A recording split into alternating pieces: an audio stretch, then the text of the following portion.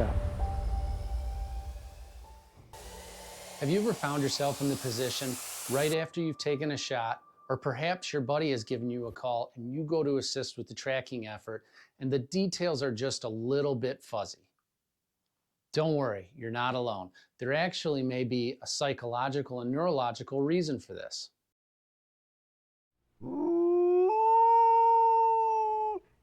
I'm Tracker Mike, and I've dedicated over a decade to helping others recover wounded deer.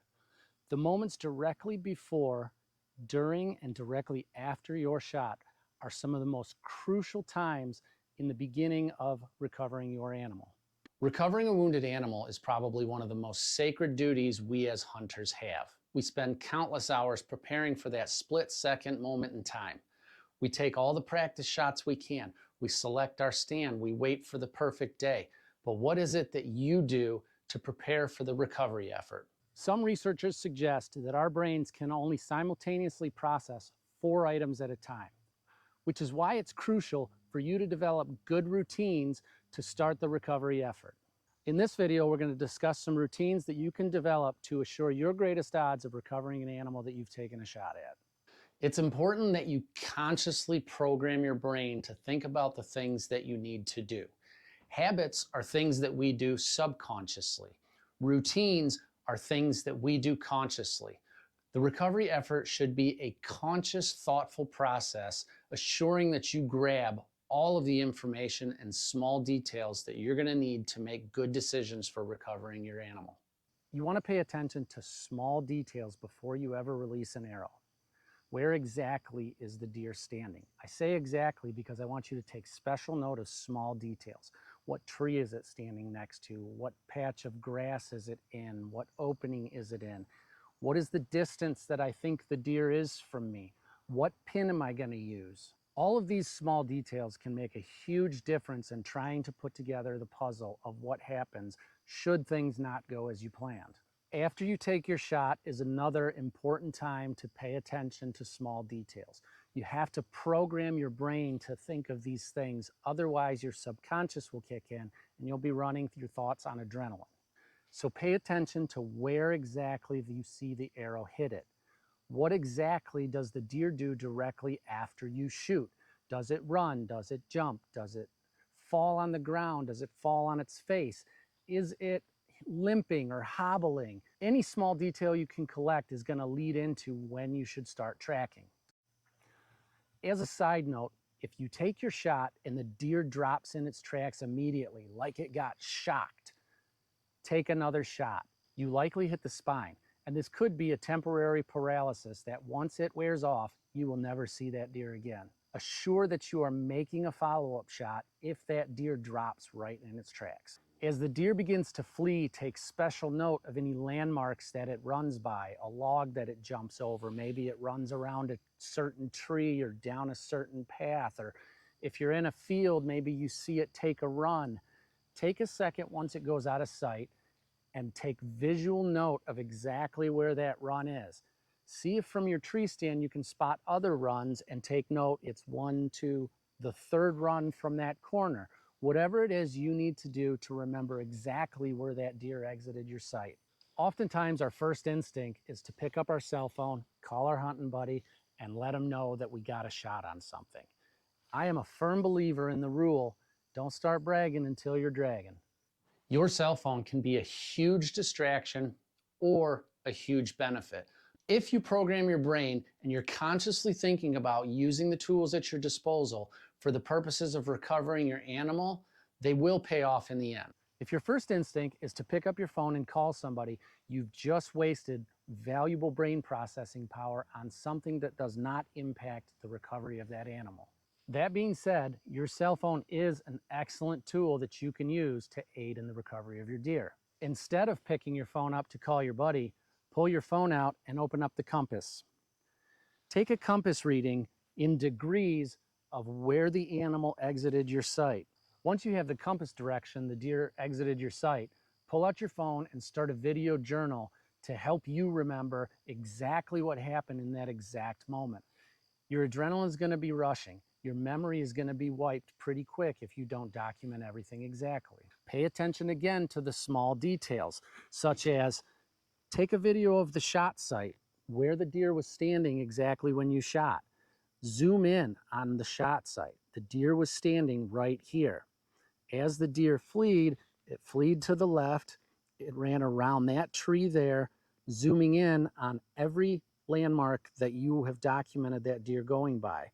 And then the deer exited my site at 224 degrees on a compass reading. This recording is going to help you, it's going to help your hunting buddies, it's going to help a dog tracker in the instance that you can't recover your deer on your own.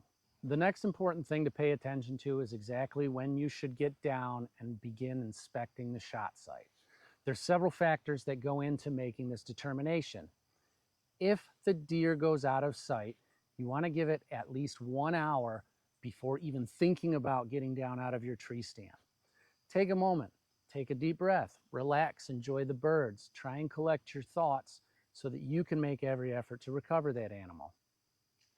If the deer walks away, you're going to want to give it at least 1.5 hours. You want to climb down slowly and quietly and exit the woods in a direction that the deer did not go. You're going to want to give this deer some time. We'll take a quick pause here for a second from the action. We will dive deeper into the specific wait times for specific shots or specific evidence in later videos. But if you are enjoying this, go ahead and hit that subscribe button and we'll continue to help you become a better tracker. As we get down and we're ready to go make our shot site inspection, we want to take note of all of the small details. What we're doing is we're collecting little pieces of evidence that are going to help us decide what the best method of tracking is going to be. Tracking too soon is one of the most common mistakes hunters make, often costing them the recovery of their animal. Let's talk about the specific things that you can look for as you approach your shot site. When you approach the shot site, don't just walk directly to your arrow. Stop short. Take a good look around at the area. We're looking for small little details that are going to help us make better decisions on when to track and what actually may be hit. We're going to look for a dot of blood, a spot of hair, a bone fragment. Is there a puddle of blood? Can I see my arrow? What does my arrow look like? This is all evidence that we're going to need to make good decisions. Be very conscious and careful not to step on any of the evidence. Again, we're going to go back to our cell phone and we're going to take it out and we're going to take pictures of anything that we see. Now, when I say take pictures, I don't mean just snap a photo, snap a photo. I mean make sure that you're taking good quality pictures, well lit, clear, close pictures. Once you've taken pictures of the ground evidence, we're going to move on to the pictures of the arrow. These are very important pictures. A good tracker can analyze this arrow and give you a well-educated indication of what may be hit and how you should proceed. So some of the photos that are imperative to take, and again, I will reiterate, these need to be well-lit, clear, close photos. No distortion, no dark photos. We need well-lit, clear photos. The first photo or video, if you like to take videos, you can also do a video. You can take a slow panning video of the entire arrow. Tip to tail, every inch of it. Then we want some good clear photos of video of the fletchings, especially the lightest colored fletching. These photos are so valuable. So you're going to take a picture like this. You're going to turn your arrow. You're going to take a picture of the other side. You're going to turn your arrow. You're going to take a picture of the other side.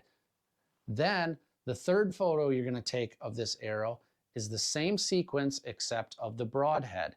You're assessing for any kind of damage, nicks, bends, any hair that's stuck in the broadhead. Again, good, close, clear photos, all angles of the broadhead. If you send these photos to a tracker, they should be able to give you a good indication of your odds of recovery and what may be hit. Our final tip for this video is going to be if you decide to start tracking.